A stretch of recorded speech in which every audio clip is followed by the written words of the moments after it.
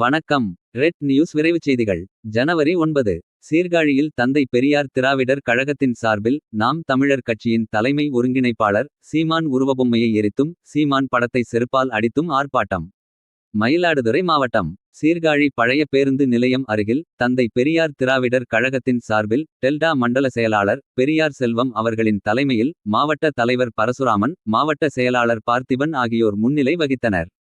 தந்தை பெரியாரை தொடர்ந்து இழிவுபடுத்தி பேசிவரும் நாம் தமிழர் ஒருங்கிணைப்பாளர் சீமானை கண்டித்து அவரின் உருவபொம்மையை எரிக்க முயன்றும் அவரின் படத்தை செருப்பால் அடித்தும் ஆர்ப்பாட்டம் நடைபெற்றது. ஆர்ப்பாட்டத்தில் சீமானுக்கு எதிராக பல்வேறு கோஷங்கள் எழுப்பப்பட்டன.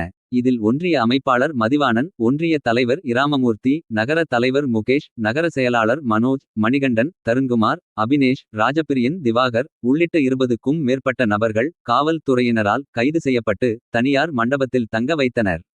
ரெட் நியூஸ் செய்திகளுக்காக செய்தியாளர் ஜி.கே. ராஜீவ்.